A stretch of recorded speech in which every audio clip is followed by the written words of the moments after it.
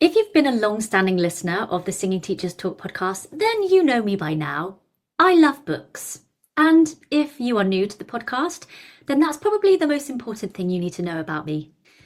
So when Linor Oren reached out to Bast and introduced us to her book, Sing Anyway, of course I was interested in a bit of a read. Before we welcome Linor to chat with us, I thought I would give a little rundown of the book from my point of view as the reader. The first thing that struck me was its voice, pardon the pun. Right from the introduction, Linor immediately feels conversational, warm, and reassuring. And it feels a little bit like meeting someone for the very first time and very quickly thinking, I think we're going to get on. If you've ever been told that you can't sing, shouldn't sing, or you've somehow learned that your voice is something to hide from rather than share it, I think you'll likely feel in safe hands immediately. What I also appreciated is where Linor chooses to begin. Rather than launching into anatomy and vocal exercises, she starts with mindset, something which can sometimes be relegated to the final chapters of a book on singing. There is a lovely balance that struck throughout part one between empathy and accountability. We're encouraged as singers to give ourselves permission to take up space, while also gently challenging the excuses that maybe sometimes we hide behind. She encourages readers to develop a vivid, meaningful dream for their singing, so that when frustration inevitably surfaces, as it probably always does when learning a new skill, you have something deeper to return to.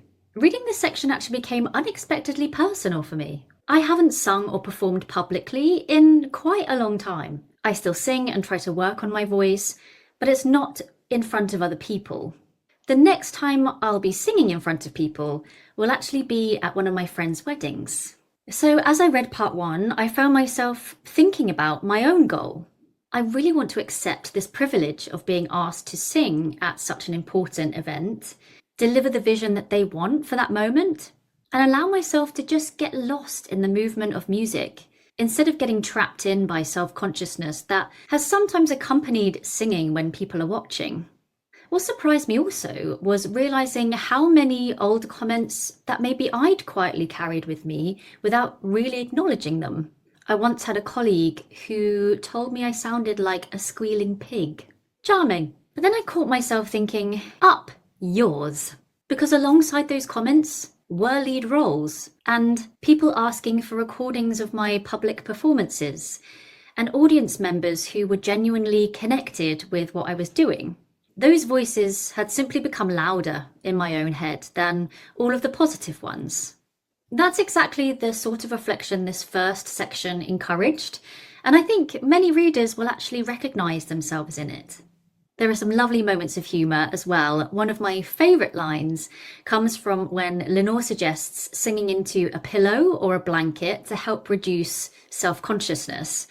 And she says, "You'll look absolutely unhinged, but your vocal cords won't care." I think it's just the word unhinged. It really made me chuckle. The accompanying online resources are a nice addition, including an easy song list, warm-up videos, and practice guidance. I did notice one or two resources referenced in the book that weren't immediately available because they're still under construction, and I found myself briefly wondering whether I'd missed something.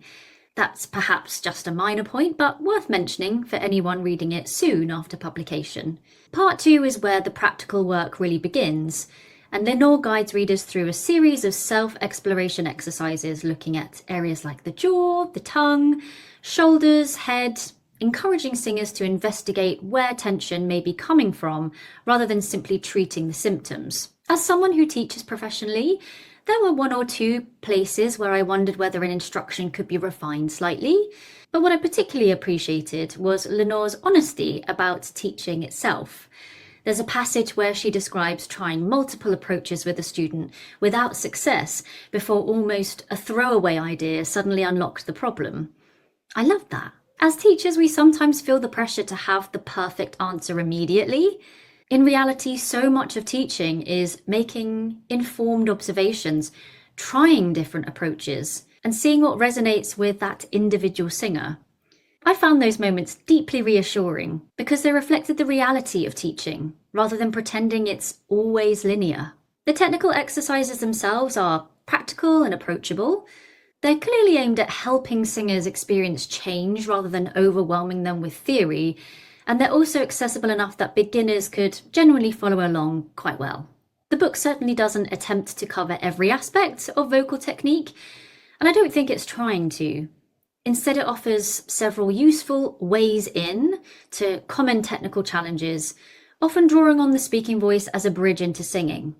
Some teachers may agree with every approach, whilst others might choose different routes, but that's the nature of vocal pedagogy.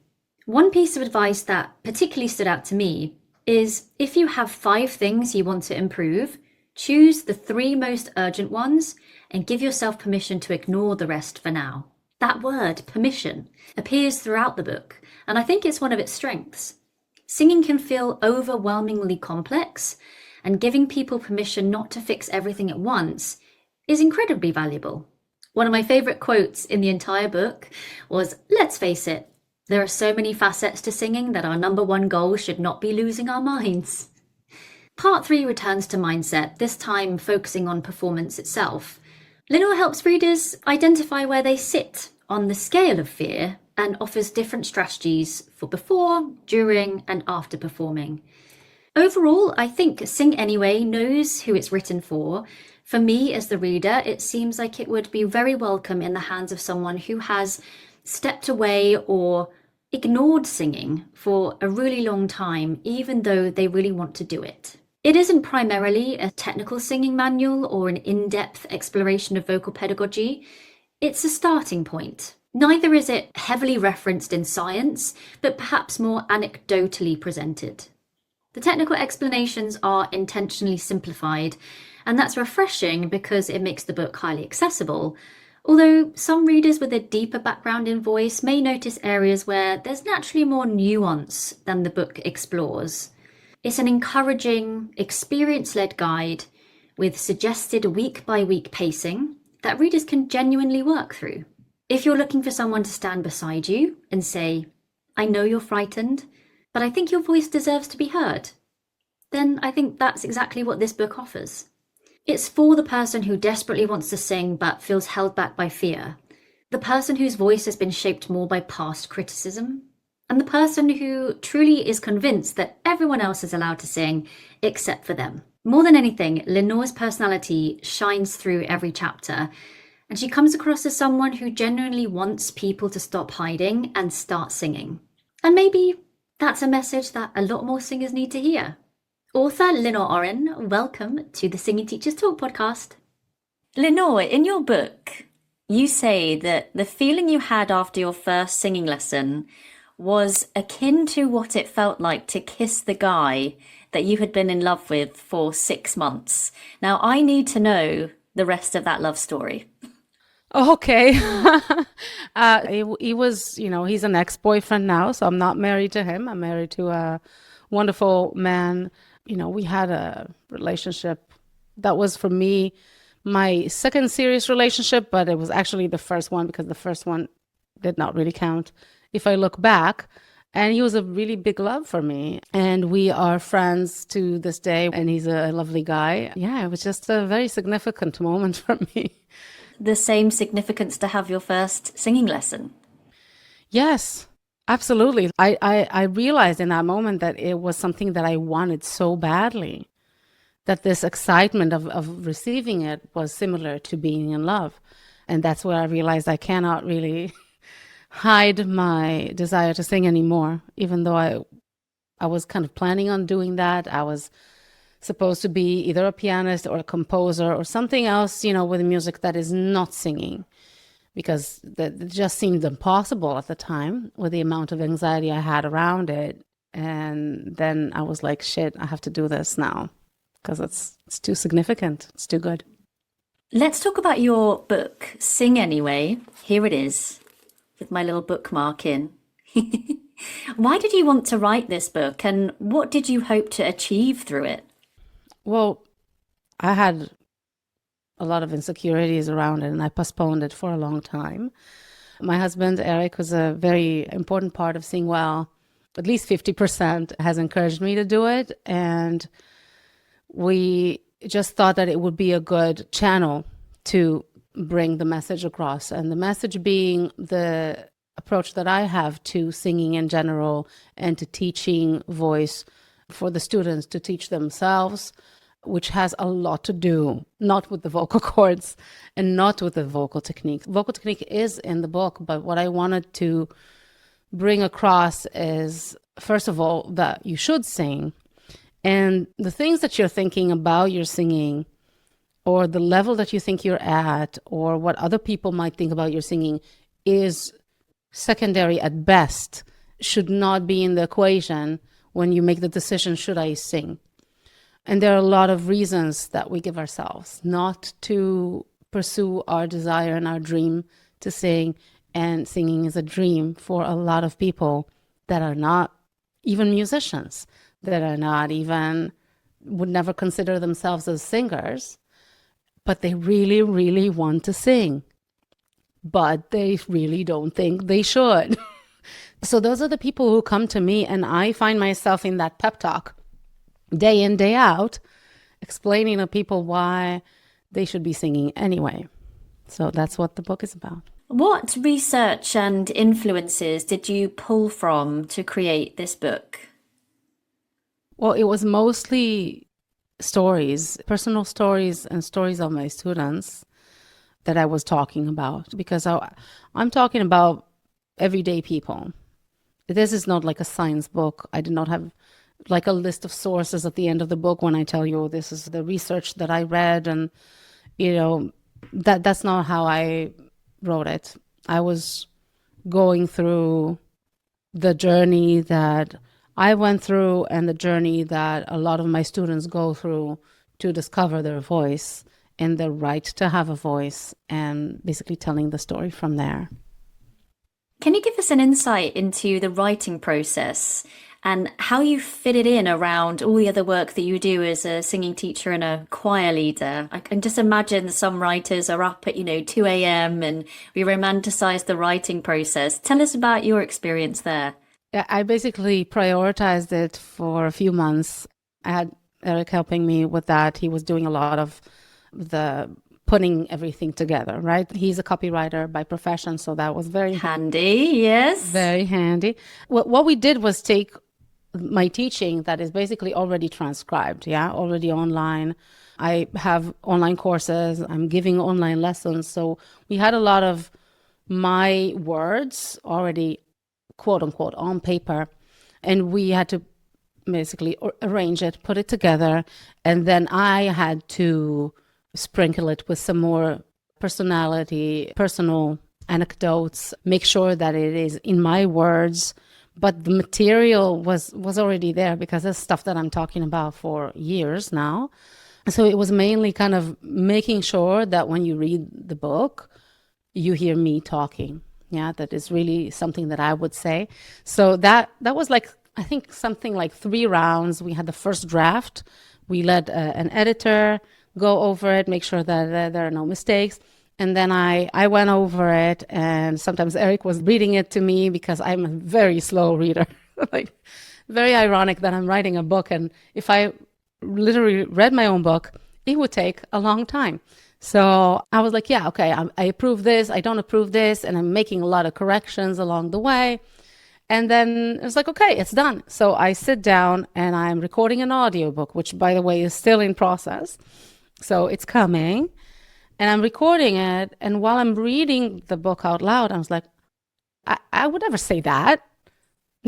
That's nonsense. And then I found myself making a lot more corrections, and there came round 3 when I realized, okay, I need to put the audiobook on a hold for a moment and really go over the whole thing again. And it was a lot of personalization, I would say. One of my favorite things about the book, and I've mentioned it in the review that I just gave, is the voice that you hear throughout. It is extremely personable, and I hadn't met you before, but it seems very attached to who you come across as, and that's really lovely. Oh, that's a great compliment. I think that's the best thing anyone has ever said to me. That makes me very happy because that's exactly what I wanted. Yeah, I wanted people to feel like someone is walking them through this. And it should feel like a person, and it shouldn't feel like a person who lectures at you, a normal self-help book that tells you, oh, you should just get up at 5 a.m. and, do your cold shower, and that's how you have to do this. So, yeah, it's just a real person talking to a real person and trying to help.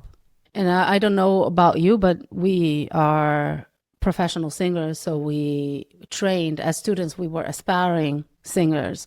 And when you train to that level, you can come across some teachers who are not cheerleaders. You know what I'm saying? So that also, I guess, kind of helped me along the way to see what doesn't help and what kind of environments you cannot grow in, right? Like I had teachers who were excellent, when it comes to teaching vocal technique, right? So some of the vocal technique I teach today is from those teachers who did not give me an environment where I could develop because I was constantly shut down and dismissed and diminished. You cannot grow, literally, right? When someone constantly puts you down. So it's very important to encourage, and that doesn't mean, and I'm also saying that to people who are a little bit like me in that sense. When there was a reason I went to those teachers, right? I thought that if they're being mean to me, that means that when they are nice to me, that's when I made it. So I need to make them give me a compliment. I need to make them happy. And that means that I made it. I want people to realize that if a teacher is nice to you, that does not mean that they're duping you. They can be telling you the truth in an encouraging way, right? They can be telling you what you're doing that is wrong, quote unquote, and how to fix it in an encouraging way, in a constructive way. That is possible. So you can have both the truth and the high standards and the growing environment. So if you're looking for a singing teacher, just pay attention to that. What does self-publishing actually look like? Well, it looks like you have to know a lot about self-publishing. We were very lucky that our editor is a singer in my choir, Becky Wicks, a brilliant lady, and she is an author herself. She is British, by the way. And, I'm reading her books, like she's really good, and she is doing self-publishing now. She prefers that to having an agency. She also had an agency, but it's just, better in her view. But that also means that you have to do a lot of work. So a part of it is setting up the Amazon account and the Kindle account and the creating the content according to search words, so you have to research search words. We did a whole promotion thing, and I could not write that book about how to self-publish because I did not do most of that. Yeah, she did most of that. Yeah, this is something that you can definitely get some coaching on to train yourself to do or to hire someone to do. And it's super nice. Like we have a book now on Amazon and they just print it on demand. So you don't have to have 1,000 copies of the book at your house, like hoping that someone will buy them one time. I would recommend doing a promotion if you're starting out and get your existing audience to read the book and write reviews. That's very, very helpful. You do a promotion, meaning you maybe sell it for 99 cents or something like that. Gets a lot of people to buy it, start spreading the word. Now it's up in the charts, so I'm happy. And if you were to start this whole writing journey again, what would be an important piece of advice that you would give yourself? Maybe be a little bit more generous with the deadline. Yeah, it was nice to have a deadline and something to work towards, but I felt like it was a bit stressful at some point when I realized, it has to happen now. And be prepared for the 3 runs, at least, right? Just going through the book again and again and again. Maybe let the editor go in after the second round of you going through the book. Otherwise, it will be a lot of hours for the editor. I think you should take the time because you put a book out there and it is your book. and people are going to read it. And like you said, they're going to feel like you're telling them the story because you are. So it's worth really making it your own, really make sure that it's you, right? And you know, it's great to have people around you helping you. I did not write this book by myself. It takes a village, doesn't it, to create a product? It takes a village, yeah. And we had a great designer for the cover. We took a long time for that. And I think that's very important. That's the thing that you hold in your hand. Every time you pick up the book, you see the cover. I know when I pick up a book, I always kind of hold it first, kind of flip it front to back. It seems at the time like, oh, it's going to cost a lot or it's going to take a lot of time. But these are the things that eventually will be your voice out there. So, yeah, that's the main thing. I think you should take the time. Hi, it's Lynn here, popping by with a free resource. If you're a singer who wants to teach but sometimes feels a little unsure or overwhelmed, I've put together some free resources to help you feel grounded and supported as you take your next steps. Just check the link in the podcast description and you'll get an informed, practical PDF guide to help you get started, plus a few follow-up resources to help you feel less of a fraud and more confident in your teaching journey. You say that when you were a teenager, you were paralyzed by the thought of someone hearing you sing, and you would only sing in empty bus shelters. What were some of the thoughts and the feelings that you remember having about this and about singing in front of others? Yeah, I was very quick to accept that because it was in a way comfortable to just say, okay, I'm only going to sing when I am the only one around, or when there are other, 30 people around me singing. So I sang in choirs since I was 8 and never solo except one time. But I was just singing in those empty bus shelters thinking, yeah, it's a bit of a shame that I'm so scared because this feels great, Kind of wish I didn't have that, but there we are. I didn't really think that I could do anything about it. I didn't want to do anything about it because it's scary. So I kind of knew all the time until I was 21 years old, until that moment when I realized it's love, that this is just my destiny. Like I will sing in empty bus shelters and in choirs, and I will have music in my life. I will be a musician. That was clear to me when I was 14 years old already. But yeah, singing is not going to be what I do because it's not possible. That's what I felt.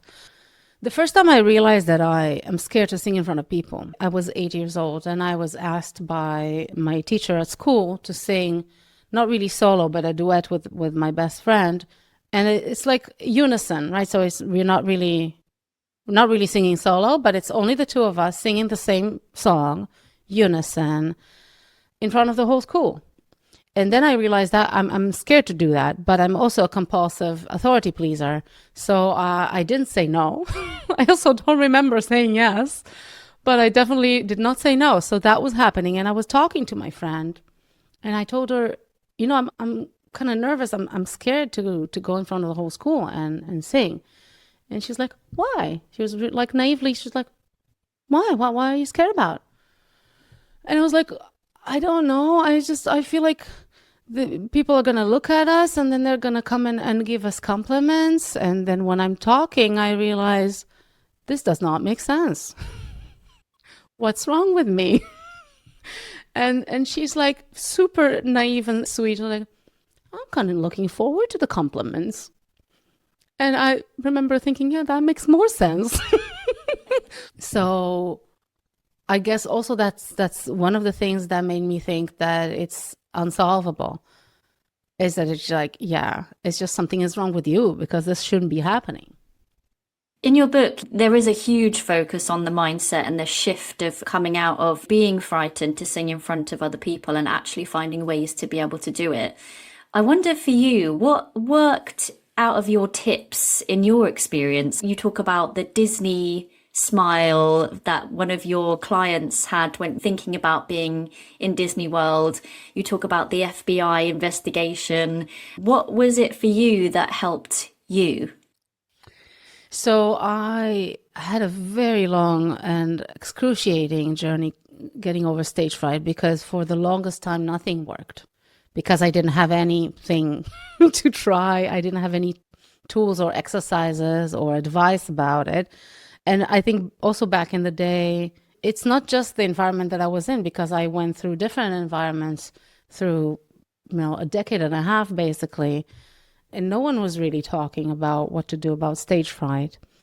It was more like, get over it. Like, what's your problem? You sound good, right? So it shouldn't have anything to do with that. But what helped me eventually, and it was about a decade after, was actually when I started to work on my body. I was exploring different body work methods, and that has become a big part of the method that I teach in now. And one of those methods was Greenberg. It's called Greenberg method.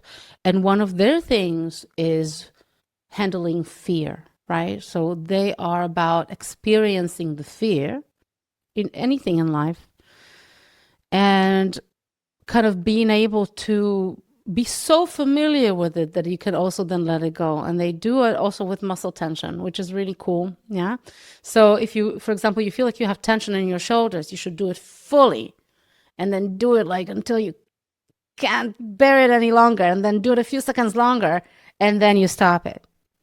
And then you realize, oh, those are the muscles that I am actively contracting in my day-to-day. And now that I know where they are and I know how I am contracting them, I can also let them go. So the fear was the same principle. And my practitioner encouraged me to experience fear and then reframing it. So reframing the fear is like, it's not necessarily forbidden to be scared. And it could be exciting and it could be something good. And maybe I can also choose that it will be good. It didn't work magically like that. I couldn't just decide, okay, no, I'm just excited, right? But just the fact that you are not supposed to get rid of it, that was the main thing for me. That helped me bit by bit taking ownership of, okay, I'm feeling the nerves right now. It's just something that happens. I heard you talking about that with, I think, Laura. Yeah, Laura Dumbleton. Dumbleton, yeah. I was like, amen, the whole time. I was like, yes, preach. Everything she said. She was talking about how it's just a reflex of fight or flight. It's a fight or flight response, or the 5 Fs that you were, and the 6th one that you that you added at the end. So yeah, it's basically experiencing it and then reframing it. And that was the game changer for me, that I realized there are all kinds of magic tricks that they will teach you online, how to get rid of stage fright. One of them is look around the room. I will cure your stage fright in 1 minute.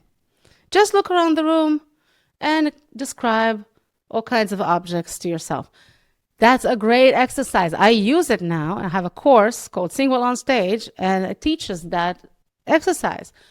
But it might not work, right? It might not work on a certain day, or it might not work for some person, and for other people it will work. So you need to have a bunch of those things.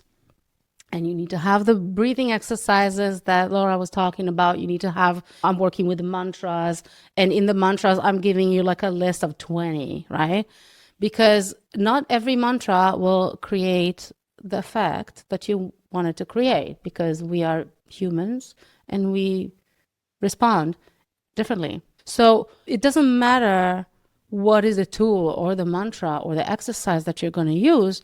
The point is you're going to go and experience the fear, and you're going to try different tools while you're experiencing the fear, and then you're going to also process your fear in between performances, which is really important, because if you don't do this, and that's what I did in the first 10 years of trying to get over it, you just go on stage again and again in hopes that you'll get over it. And then what do? You practice the fight or flight response. And you ingrain that even more, and that becomes just, more of a habit. By the way, fight or flight response to people's judgment, right, for us as social creatures, is something that has had practice for dozens of thousands of years, and you will never get that time, to practice the counter. Why we don't really want to get rid of the response. You're not supposed to get rid of the response because you can't. Some people might just get over it. I heard Nicole Kidman once saying, like, oh, I had really bad stage fright, and then I just got over it one day. That's not usually how it goes. So you need to do the processing during, so also before, during, and after the experience. That was my conclusion after 10 years. And now I teach that, and then my students can have a few months instead of 10 years, which is really nice. Something I experienced when I was on a contract was the direction was you have to walk down the stage like you're sexy. And I thought, I can't think of anything worse because I do not put myself into the sexy category. And the only thing that seemed to work for me, well, not the only thing, but it was the thing that worked for me and I stuck with it, was whenever that show was on, was to put Harry Styles in the audience and think, he wants me. Oh. And then I would do that in other contracts when I felt a little peculiar or jittery. Then it was Richard Madden. I mean, I'm just a bit of a hussy, really. And now it's James Norton, whoever is the... Whatever works, man, you know? But that, yeah, that worked for me. Absolutely. Having a little parasocial Absolutely. relationship with these people who don't know I exist. What's more healthy? Yeah, and playful, right? And it's so satisfying to find something like that on your own. Like you came up with this idea and it kind of cured yourself in a way. What you are describing now is what I call performance exercises. It's when you are putting yourself in a certain mental state that will enable you to sing better and perform better, right? So again, it's not about getting rid of the nerves. It's more about getting more control over the situation, right? So your nerves are not going to run the show. You're going to run the show. And it can take as many forms as there are ideas in the world, right? So that you took that sexy idea and you made something else out of it that will speak to you, right? I really like the exercise of singing and in between phrases, and also sometimes during a phrase, you just tell yourself, damn, I'm good. I love that exercise, but it doesn't work for everybody because some people are so far away from that idea, they can't even pretend. Like it will make them shut down. So I twisted it and I said, okay, if that makes you actually more nervous or if that makes you more stiff or whatever, then you can think about the song. It's like, damn, that's a good song. Wow, I love the song. So you put that in your mind and you kind of drown the other self-talk that is happening, right? Because it is going to happen. If you're on stage and you're thinking that note was off and I'm screwing up right now, then it's already happened. You can't do anything about it, except you can decide, I have another set of thoughts that I'm paying attention to right now instead. And that's the performance exercise. So how would you actually describe your methodology in teaching? I think in a nutshell, I work in three main parts, right? I work with body work, so basically prioritizing, making the body feel good, eliminating muscle tension as much as possible, because otherwise you're just choking yourself while you're singing, and good luck doing that. And then we have the mental aspect. So those, of course, influence each other, right? Because if you have all kinds of mental blockages, that can translate, and probably will translate, into muscle tension that will then choke you. But it also has to do with the hesitation around singing certain parts of the song or certain notes, certain ranges, right? So we work on the mentality, as the lion's share actually of my work is that. And my favorite phrase to say is, I'm not a therapist, but, because so we have to deal with that stuff. Otherwise, you can really learn the best technique, which I have for many years. And I had not much to show for it because I was stopping myself. My psychology was not allowing me to carry out that beautiful technique that I learned. And and really kind of take ownership of it and have it happen on command, because of course it can happen in a lesson, but you also want to be able to just do it whenever you want. You want the technique to work for you, and you want to have relative confidence that you know how to activate it. So that also has to do with mentality, and it has to do with muscle memory. So the third part of my work is really muscle memory focused, meaning you have to choose one thing at a time. You have to focus on one thing, and then you have to drill it into your system. That's how I call it. And no, it's not boring, especially not if it's effective, right? So if you learned a technique that is effective, and I'm sure most people will relate if they found something, in a lesson. Usually you have a lesson that is 1 hour and you get like 15 things, right? But there's this one thing that was the magic bullet. And then you say like, oh, yeah, I just want to do this now because this is the thing. And then while you're drilling it into your system, I have a method that I call the Rankin scaling up, which means that you take that one thing and you get greedy with it. You see how far you can take it. And that's also, by the way, something that makes it very playful and fun and not boring. So yeah, you take one thing, and as long as it's good, as long as it's effective and not boring, you just go with it, and you do it for weeks on end, for all I care. And yeah, you will have to compromise for a moment with other aspects. For example, if you're drilling now a certain technique with closing your vocal cords, you're not going to be able to work on your support, and the ribs going backwards and down specifically in that moment. You're not going to work on that. You're just going to do that thing with your vocal cords. So what I teach, and that also goes into the mental aspect, is that your goal is not to sound a certain way while you're learning how to sing.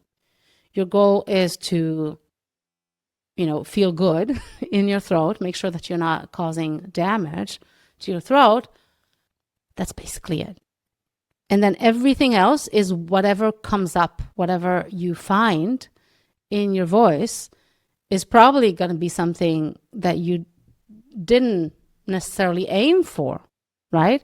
And nobody says that you have to then go and display that on stage for forever and ever, because maybe you won't like it, but for now, you like it.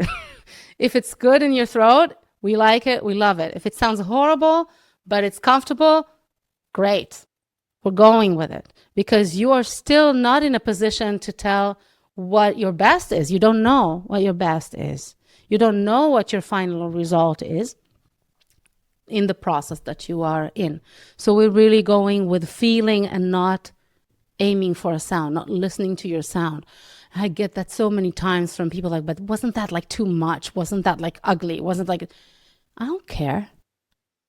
And actually, who wrote the rule that you need to sound good at all? Like, is that why you came here? Sorry. We're not here about pretty singing. That's not what's going to happen. We're here to explore the voice. And yeah, the bonus effect will be that you will sing better and you will sing beautifully. But that's not what you're looking for, because if you're going to look for it, you don't know how to do that yet. So you're just going to activate all kinds of muscles that you don't need. Just learn the function. Learn the function. It's like learning the function is a vessel to then get the voice that you want later. If we were to be little flies on the wall, what might we expect to see in the first few sessions that you work with a new student? Of course, that depends on what kind of students they are. So I'll just choose like an avatar, I guess, and I'll answer accordingly. So a lot of students that come to me are scared of singing. So again, we're not talking about professional musicians. We're not talking about even people who think that they're any good. So we're going to take someone who thinks that their singing is really bad. They basically cannot sing, and they're terrified of singing within any earshot, which is how I was. So the way I work these days, and I love it, is that I combine the personal coaching, the individual advice that I give the students with a group. So I have group meetings with my students 3 times a month, and they have to be exposed to it right from the front, like from the get-go. They have to sing in front of other people. Now, have to is a big word. They don't have to, actually. But what I do is that I tell them, you can sit the first lesson out if you don't want to sing. That's fine. Second lesson, we're going to do just some vocal exercises. So you're not going to sing a song. And if they're really scared of that, then I trick them into it, right? So I start by just making them do a certain buzz, like the lip trills or a Z. So I have like a little tutorial, choose your best buzz, because, when you warm up, not everybody can do the lip trills. So they can do something else instead, right? They can do an NG or whatever, but not everybody can do the NG, because some people will kind of push with the tongue and that won't be effective. So it's better for them to do a Z, right? So basically I'm kind of making them make noises like, so I said, okay, yeah, I like that. Okay. And then I give them, I don't know, whatever, a vocal technique trick, but they're not singing.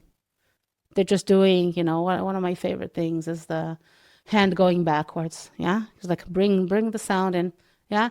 So you're doing them, so you don't push on your vocal cords. Okay, great. And then I was like, okay, can you just do the same thing now on this melody? Do, do, do, do, do. And I give them the little melody on the piano.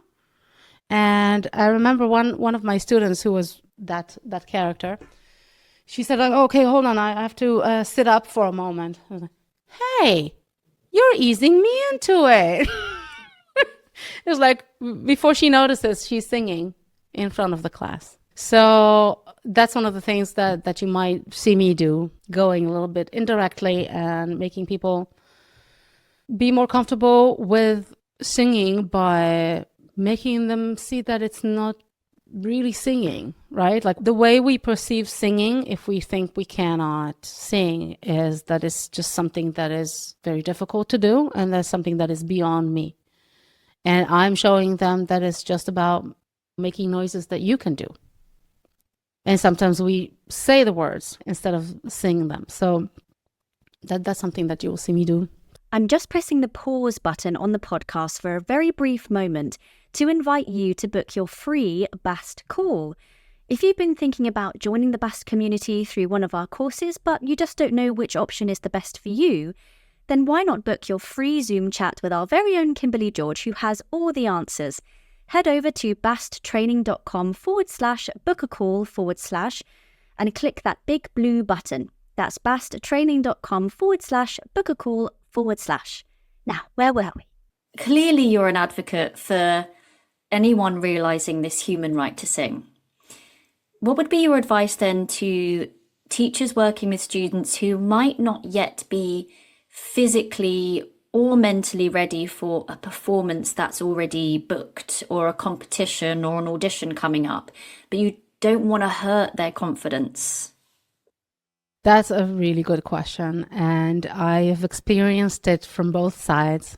So if the audition is happening, right, the worst thing you can do is tell them that they're not ready, because that will achieve absolutely nothing except like ruination. It will be damaging.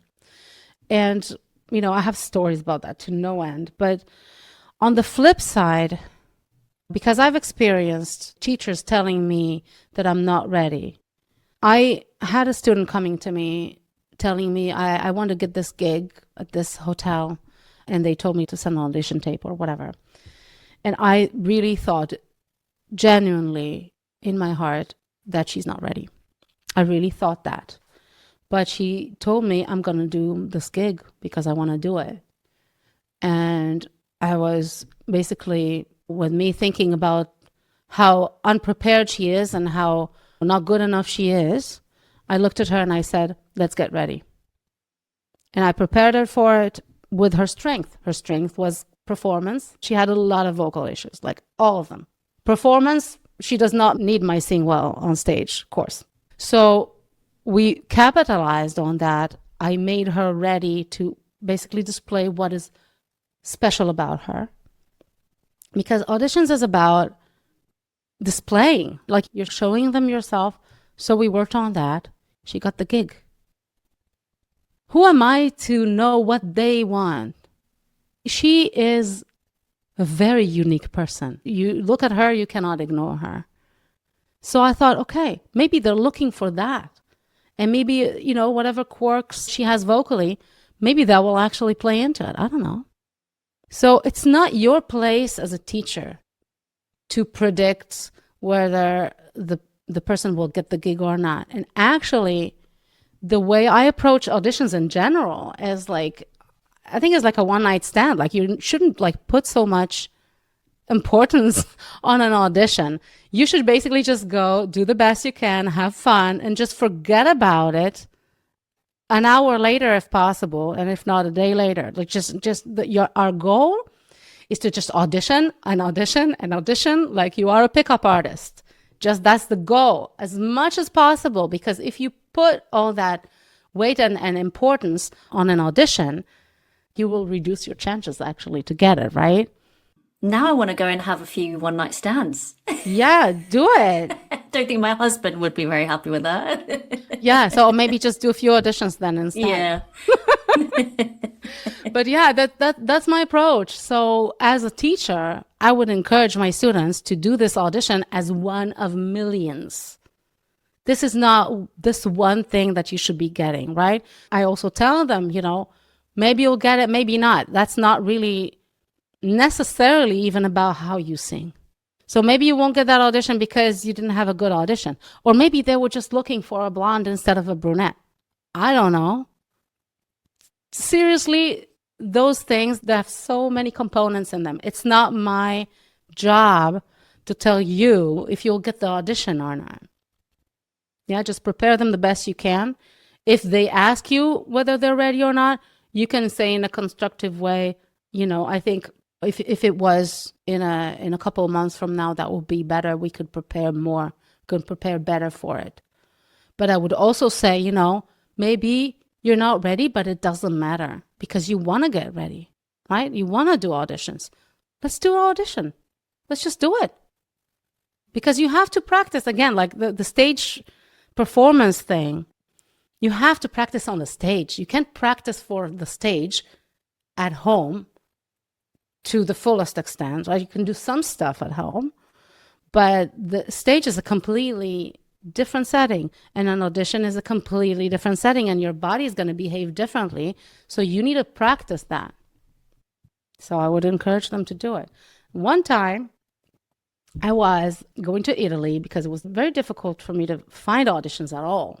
I don't know why it was so difficult, but then I found one finally that accepted me to just go and do the audition. Thank you very much. And it was in Italy. And I flew over to Italy, and I had a friend in Milan that hosted me for a couple of nights. And she also was kind enough to introduce me to her teacher. And the teacher was speaking Italian only, so she came with me and she translated, and I sang her a Fior di Lici, you know, opera. And she started talking in Italian, and I understood one word, sbagliatissimo. That means absolutely wrong. Everything that you're doing is wrong. That's what she told me. And she said, you have an audition tomorrow. Don't do it. I wouldn't do it. You won't get it. Just like that. And I was like, thanks. I'm doing it because I flew over. What do you mean? I have to do it because I'm already here. So I was like, okay, that was helpful for nothing. And that's whatever, $100 I will never see back. So I'm going to that audition, and I'm thinking, in a way, maybe she did me a favor, because she took the singing out of the equation for me. She told me basically, you suck. You can't sing. You can't sing this role. So I thought, okay, I'm here and I need to do the best I can. So I'm going to walk into that room like Fior di Lici, which is the role that I was auditioning for. And I'm going to sing and talk like Fior di Lici. And then I'm going to walk out like I'm Fior di Lici. And obviously I cannot sing to save my own life, but I'm just going to go for it. And I'm going to give them the show of their life. And I got the part. So yeah, it's just good for nothing. All this like you're not ready, you're not ready. Just wasting. You're wasting everybody's time, and it's wasting time in the long run as well. Because my teacher at the time would always like, and I gave her that power. Right? It's also on me. I asked her. I kept asking her, "Am I ready now? Am I ready now?" And she was very happy to take that power. And she's like, "No, you're not ready." So that just wasted my time because I just did an audition for 2 years. And when I finally started auditioning, because I was not getting any younger, I was like, okay, now I'm a beginner again, all over again, because I did nothing for 2 years. You say that starting to teach voice helped you to understand your own voice better. What did teaching yourself give you that lessons didn't? Wow. I'm sad to say a lot. It's also not necessarily about how good a teacher is or not. Again, a teacher can be amazing, but if you don't have a method to go about it, you are just gonna throw rocks of gold and diamonds at the student, and they have to figure out how to make the jewelry. And I needed to figure out the method to make the jewelry, because the trick that will make you, whatever, do the best high note is not enough. You need to take ownership and control of that. And you need to be able to put that into a song. You need to be able to put two things together. I remember one of my teachers told me, do this with your jaw. And I did it because I'm a compulsive authority pleaser. So, of course, I have to do everything that I'm told. She's like, yes, great. Now do this with your support. And I did that. And it's like, I didn't tell you to stop doing the thing with your jaw. I was like, yeah, but I cannot multitask to save my own life. So, you told me to do this. So I just started doing that. And she's like, no, put it together. And there were the crickets because I don't know how to put it together. So I had to figure out a way to put it together. Because you need to do two things. At some point, you will need to do two things. Maybe you need to do 4 or 5 things. But you can't really do 5 things. So you need to come up with ways to do that, right? But it's like the building up of the different tricks. I call it the machine, right? So you build machines. Eventually, the machine becomes one thing. And then you have to think about one thing. So that's the goal. Like, you need to practice in a way that is like digestible for your muscle memory, for your body. And that's how I eventually learned how to do it. You do one thing, you drill that in, you do another thing, you drill that in, then you take 2 things, you make a machine, you drill in the machine. Then you think about one thing at any given moment. So that's something that I had to teach myself. And the hesitation thing, also something that I had to teach myself, how to get rid of hesitation. Yeah, it was mainly the mentality of things that I had to kind of come to somehow. In our BAST courses, we talk a lot about these 2 different approaches of progressive, working from the seed of an idea into an exercise and then alternating, or, having a way to create stepping stones to the other side of the river.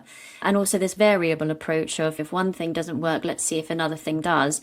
I know you talk about that in your book as well, of like starting an exercise with a movement and then alternating it. So at some point you move and then you stop and then you move and then you stop. So that everything sort of has this process of being able to segue into song and into this function that you can call upon a little bit more reliably. And I think those are real ways into to making the jewelry, as you were mentioning in your analogy there. I love that you're doing that. It feels very doable, isn't it? Like if you just take one step, like if you step into one stone instead of trying to leap over the river, you can do that, right? You can take one step. And a lot of people feel like singing is such this such huge endeavor that is up in the sky. But I really view it like any other physical endeavor, like any other sports, for example. And that's why I love talking to athletes and trainers, because they will all kind of understand immediately what I'm talking about. And it's like, yeah, of course, that's how you train. Of course, you take it in bite-sized pieces and you don't try to do everything. And I sometimes ask myself, why do singing teachers not work that way? Sometimes, like, there is a social expectation around teachers that teachers think that they need to be the know-it-all and they need to be the better person, better than you. So I will teach you how, and I will tell you what to do, and that should work. And if it doesn't work, that means that you are not doing it right. It's not because I gave you a trick that doesn't work on you, right? But it's the expectation that we should know everything and we should have the answers right off the bat, and that we should be those miracle workers, that it has to work on the spot, or we don't know what we're doing. So it has to do with voice types as well. Teachers feel like they have this pressure, like, I need to tell you if you're a soprano and a lyrical soprano, or a spinto or a coloratura, and I need to tell you that right off the bat. Like, I need to have an ear for that. But then you're just limiting the voice. So yeah, I just think it's an expectation. What do you have in store for yourself for the rest of 2026? Any more books? I think one book a year is enough. I'm not really there yet thinking about another book, because I first want everybody to get the message that they should sing, then have a great pride parade for singing, and then we'll see. I'm very happy doing what I'm doing. I have a blast as a vocal coach. It's really kind of my calling, and I enjoy it so much to geek about the voice and explore it and encourage people. So I just want to continue doing that. And I love my choirs, and I do the same thing with my choirs. I'm telling them you should audition for all of the solos. And even if you don't want to perform, just tell me, I want to only sing in rehearsal. So we're kind of creating an environment when people, and they don't have to, right? They can also just sing in choirs for 20 years like I did. No solos at all. Fine by me, right?